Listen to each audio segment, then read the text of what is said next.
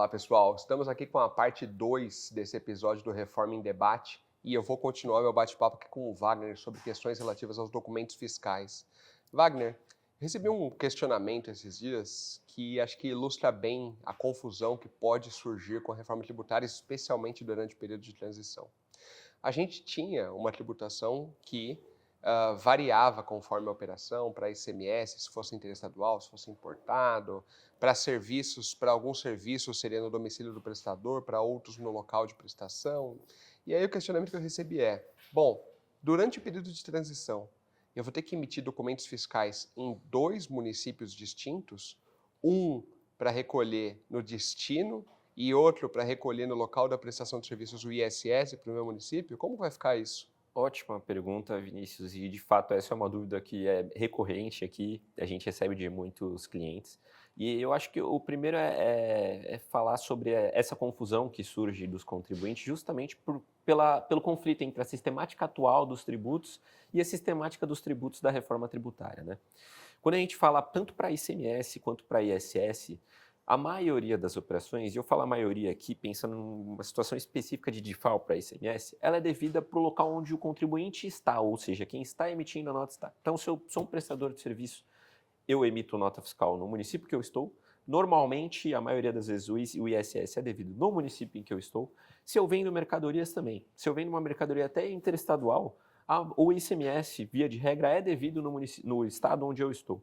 Então, com o IBS-CBS, essa realidade vai mudar. O princípio do destino vem aí para falar que o tributo vai ser devido no local onde essa mercadoria ou serviço é consumido. Então, de fato, surge essa dúvida, né? Porque se eu hoje tenho que pagar para o estado onde eu estou ou para o município onde eu estou, e depois eu vou ter que recolher lá para o local onde for consumido, será que eu preciso emitir 2 documentos fiscais? E aqui é importante fazer uma outra distinção.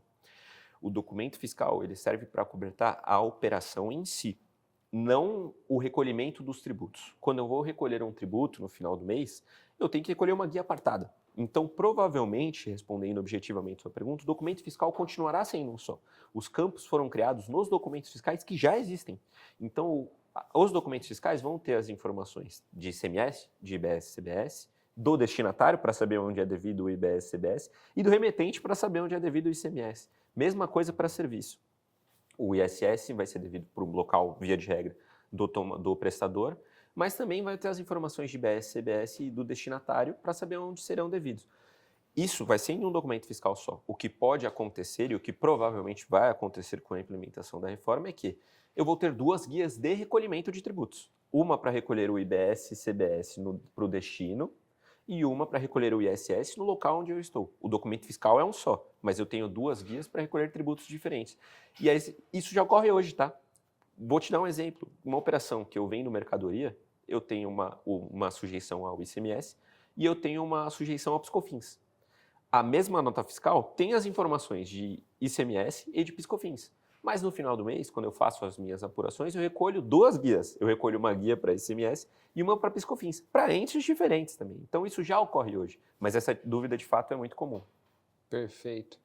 E, Wagner, só quem trabalha com o departamento fiscal tributário sabe o quanto é difícil você atender a todos os requisitos da documentação fiscal. São diversos códigos e a reforma tem a tendência, né, fala assim, uma simplificação. E aí o que a gente vê é que vai ter um novo código. Queria que você explicasse como é hoje, tá? E como vai ficar com isso. A gente vai ter uma mudança que vai resultar em simplificação ou não? Legal, essa pergunta também é muito legal e fazendo um disclaimer aqui, a reforma tributária, como você falou, faz parte dessa ideia de simplificação do nosso sistema tributário, mas nós como tributaristas também temos a obrigação de tentar simplificar as coisas para os contribuintes. Não adianta eu chegar aqui e falar um monte de código e dar todos os detalhes sem dar um passo atrás e tentar explicar tudo o que acontece hoje no nosso sistema e por que existe tanto código, essas informações que muita gente nem entende. Então, vamos imaginar o seguinte, vou começar aqui com alguns exemplos para explicar os códigos atuais. Vamos imaginar que o Vinícius, ele tem uma loja de varejo e ele compra mercadorias de uma indústria nacional aqui para revender nas suas lojas de varejo. Quando ele faz essa aquisição, vem uma nota fiscal com algumas informações, eu não vou falar sobre essa nota fiscal, vou falar sobre a nota fiscal de venda, e quando ele revende essas mercadorias, ele também tem que colocar as informações dos tributos, as informações do produto. Quais são as informações e os códigos do tributo? Que tributo, que mercadoria é essa que eu estou vendendo? A que tributos essa mercadoria está sujeita? Como que essa mercadoria está sendo tributada e qual que é a natureza dessa operação. Então seria muito legal para o fisco e para os contribuintes que pegam a nota fiscal se eles lessem como se fosse uma cartinha. O Vinícius vai lá, ele vai fazer a venda dessa mercadoria, ele fala assim, olha, eu estou fazendo uma venda de uma mercadoria que eu comprei para revenda para o Wagner. Essa mercadoria ela tem uma origem nacional. Como é um produto alimentício que eu estou vendendo para o Wagner, ela tem uma redução de base de cálculo. E eu estou vendendo para ele aqui dentro do meu próprio estado, tá? O Vinícius escreve uma cartinha lá na nota fiscal para o fisco, quando pegar, olhar e falar, caramba, olha, o Vinícius me escreveu tudo isso aqui e agora eu entendi como é que funciona essa operação e qual que é a tributação dela. Mas aí vamos imaginar que a gente está falando de um país com 230 milhões de habitantes e com um monte de empresa que emite nota fiscal. Será que todo mundo vai escrever a cartinha para o fisco da mesma forma? Será que o jeito de escrever que o Vinícius adota é o mesmo jeito de escrever que o Wagner adota e o fisco vai ter que ficar lendo todos os recadinhos? Não. Para o fisco foi muito mais fácil ele criar alguns códigos ou adotar alguns códigos para tentar simplificar e fazer que todo mundo dê a mesma informação. Isso fica muito mais fácil de fiscalizar e de parametrizar sistemas também, de emitir os documentos fiscais. Então, quais são os códigos que o fisco usa hoje para tentar entender se a operação é tributada e como ela é tributada? O primeiro código, que é que mercadoria é essa, é o NCM, é a Nomenclatura Comum do Mercosul, que é o código que todos os países do mundo usam os seus códigos de nomenclatura das mercadorias, não o NCM, mas no Mercosul a gente, via de regra, usa um código, se não é o mesmo, é muito parecido. Então eu tenho o código para falar que mercadoria é essa. Eu tenho o código para falar qual que é a tributação que incide sobre essa mercadoria e de onde ela vem, que é o Código de Situação Tributária. Então, eu tenho um código de situação tributária para ICMS, eu tenho um código de situação tributária para PIS/COFINS, para falar da situação tributária de cada um desses impostos. Então, tributos, na verdade, né? E eu tenho, então, o CST que me fala qual que é a origem dessa mercadoria. É uma mercadoria nacional? É uma mercadoria estrangeira? Ela é uma mercadoria que é tributada integralmente? Ela é uma mercadoria que tem redução de base de cálculo? São 3 dígitos que vão ter para IBS e CBS, a gente vai falar também, que me dão as informações sobre como essa mercadoria ela é tributada. E eu tenho o CFOP. Para falar do CFOP, a gente precisa entender um pouquinho da realidade do ICMS. E o ICMS é um imposto que ele incide sobre a circulação de mercadorias. Ou seja, um fiscal, toda vez que ele vê uma mercadoria circulando em algum caminhão, ele fala, putz, pode ser que tenha ICMS aí, eu preciso fiscalizar, eu preciso entender como que essa operação funciona. E aí que surgiu o CFOP. Toda vez que a mercadoria sai, que ela circula, ou um bem circula, e com uma nota fiscal, ele precisa ter um código fiscal da operação que indica por que aquilo está circulando. Então, nesse exemplo que eu dei do Vinícius me vendendo uma mercadoria que ele comprou para revenda, tem um CFOP que me fala que o Vinícius está vendendo uma mercadoria que ele adquiriu para revenda. E o começo desse CFOP começa com 5, se for uma mercadoria, uma venda dentro do estado, 6 se for uma venda interestadual e 7 se for uma exportação. Então, até esse nível de detalhe tem para o fisco tentar entender. Tem outros tipos de CFOP, por exemplo, que não significam que essa mercadoria está sendo tributada ou que eles dão algum detalhe da operação. E eu vou dar esse exemplo porque quando a gente for falar de IBS e CBS, esse exemplo vai ser relevante também.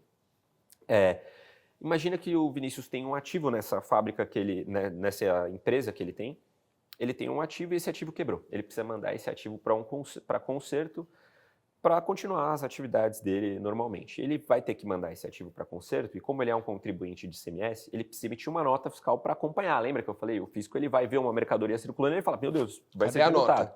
Cadê a nota? Então, o Vinícius, quando for mandar para conserto, ele precisa emitir uma nota fiscal para falar, ó, estou mandando uma mercadoria para conserto. E vai ter um CFOP também que fala, essa mercadoria está circulando, pois ela está indo para conserto. Por que isso é importante? Porque uma operação de remessa para conserto, ela pode ter suspensão de ICMS ou não, e o fisco precisa entender isso. Mas a lógica de IBS e CBS, agora vindo para o regime atual, o futuro atual, o novo, ela não vai ser mais relativa a uma circulação ou não de mercadoria. Ela vai ser relativa ao fornecimento oneroso de bens ou serviços, incluindo direitos. Então, não faz mais sentido e não é relevante para o fisco saber se essa operação é uma remessa para conserto. Faz sentido o fisco saber se essa operação é um fornecimento, se ela se enquadra em algum requisito legal da Lei Complementar 214 de 2025. E quais foram os códigos criados e o que foi criado para tentar abarcar essa nova realidade e tentar simplificar. Então vejam que hoje a gente tem o NCM, o CST, o CFOP. A gente vai ter quase a mesma coisa, só que o CFOP, a última vez que eu parei para contar, tinham mais de 50 CFOPs. E CFOPs sem contar de operação interna e interestadual, porque a gente pode multiplicar e existem infinitos CFOPs, cada um tratando de uma operação. Tem estado que manda usar um CFOP, tem estado que manda usar outro CFOP para a operação, então é muito confuso. Na reforma tributária, eles tentaram simplificar. Eles falaram, vamos criar um CST para IBS, CBS, para falar, isso é tributado, isso tem redução de alíquota, isso não tem, isso tem diferimento. 3 códigos, 3 números, igual acontece hoje para os outros tributos, para PiscoFins, para ICMS. E criaram o C-Clastrib, que é composto pelos 3 primeiros dígitos do CST, mais 3 outros dígitos que indicam qual que é o enquadramento legal dessa operação na Lei Complementar 214. Então, nessa operação de venda de uma mercadoria que você comprou para revenda, se for uma operação que é sujeita integralmente à tributação, o CFOP, o CST, desculpa, é muito código, o CST de IBS-CBS seria 000-001, que é operação tributada integralmente por IBS-CBS enquadrada no artigo mais básico lá da lei que fala que incide IBS-CBS sobre fornecimento. Agora, vindo para o segundo exemplo, que é o exemplo que eu dei da remessa de mercadoria para conserto, que o Vinícius tinha um bem que ele quebrou e ele precisa mandar para consertar. Para fins de IBS-CBS, acho que a pergunta principal que tem que ser feita é, você mandou para consertar, é um fornecimento? Você vai ganhar alguma coisa em troca por um bem que você está mandando para conserto? Pelo contrário. Pelo contrário, você vai pagar por isso e o cara vai ter que te emitir uma nota de serviço. E ele está fazendo um fornecimento. Ele que está fazendo o fornecimento. Então, nesse caso, ele te emite uma nota de fornecimento do serviço e você emite uma nota simplesmente para acompanhar o seu bem, para mostrar para o fisco que você está corroborando com a fiscalização e está concordando com a fiscalização de que estou mandando bem para conserto, ele vai voltar e está tudo certo. Mas não há uma incidência de IBS-CBS nesse caso. Há uma sujeição ao ICMS se eu não cumprir com o prazo regulamentar dessa mercadoria voltar no prazo de 60 dias, ou a depender do estado, tem um prazo regulamentar. Então, perceba que a gente está falando aqui, nesse segundo exemplo, de uma operação que tem um CFOP específico de remessa para conserto, que é sujeita ao ICMS, mas não representa um fornecimento para fins de IBS, então ela não vai ser tributada pelo IBS. Foi criado um C-Clastrib para falar uma operação não sujeita ao IBS, que é sujeita ao ICMS, para tentar simplificar durante esse período de transição. Mas a ideia nem é essa. A ideia é que, quando um contribuinte ou um cliente ele estiver olhando para o CFOP dele, olhando para a parametrização de sistemas dele, atual, olhando para o CFOP, ele não tem que fazer a pergunta que é, esse CFOP está relacionado a um C-Clastrib específico? Não. Não é um cara crachá. Não é um cara crachá. A realidade mudou. Eu tenho que fazer algumas perguntas para a minha operação como um todo. Fazer essa operação envolve algum bem que está enquadrado na lista de benefícios fiscais da Lei Complementar 214? Essa operação, ela tem algum tipo de regime específico que ela está enquadrada para fins da nova legislação? Essa operação envolve um fornecimento, como é o exemplo da remessa para conserto? Então, é preciso que sejam feitas algumas perguntas para saber qual que é o C-Clastrib adequado para a operação. Não basta eu tentar fazer um cara crachá. E a gente percebe que essa tentativa de fazer um cara crachá é realizada até pelo fisco. Quando a gente olha a nota fiscal de serviços, também eles criaram um NBS, que é quase que um NCM, que ele fala sobre nomenclatura brasileira de serviços, que é para tentar falar qual serviço que está sendo realizado por meio de um código. E eles criaram uma tabela também que faz a vinculação do serviço realizado com o C-Clastrib aplicável para essa operação. E aí a gente estava analisando para um cliente e a gente chegou à conclusão que, não faz sentido o serviço que o meu cliente presta, esse NBS que existe, não se enquadra ao C-Class-Trib que o fisco está querendo aplicar. Então, o próprio fisco ainda não entendeu que talvez nem não dê para criar uma correlação tão específica. Ainda bem que nesse caso específico, nessa correlação de NBS com o C-Class-Trib, o fisco já colocou a informação lá falando, olha, sugestões, se tiver alguma dúvida, manda um e-mail para a gente para tentar explicar por que essa vinculação não se aplica. Então, não está claro nem para o fisco, nem para os clientes. A gente está tentando entender ainda também como que eu faço essa relação, mas é importante dizer que a realidade mudou. Não é um cara crachá. Eu preciso me adequar a uma nova realidade e sentar e perguntar como a minha operação funciona sob a ótica do IBS-CBS. Esquece o passado. Vamos ver como essa operação se enquadra hoje e tentar entender qual que é o C-Class-Trib aplicável. Perfeito. Você falando até me lembrou, quando eu era mais novo, tinha um professor de inglês que me falou, eu falei para ele, isso aí não faz sentido, etc. Ele falou, tenta não pensar em português. Exatamente. Aceite que é algo diferente e que funciona dessa forma.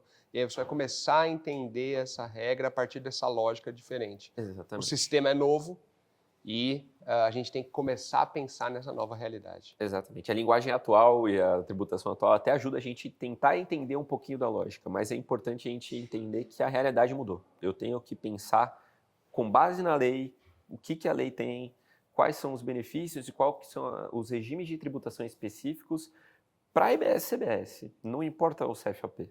Acho que essa é a mensagem mais importante que precisa ficar para os contribuintes. Ele até importa, mas importa para dar um cheiro, não para falar qual que é a tributação específica. Perfeito, tá ótimo. Wagner, obrigado. Obrigado, pessoal. Obrigado.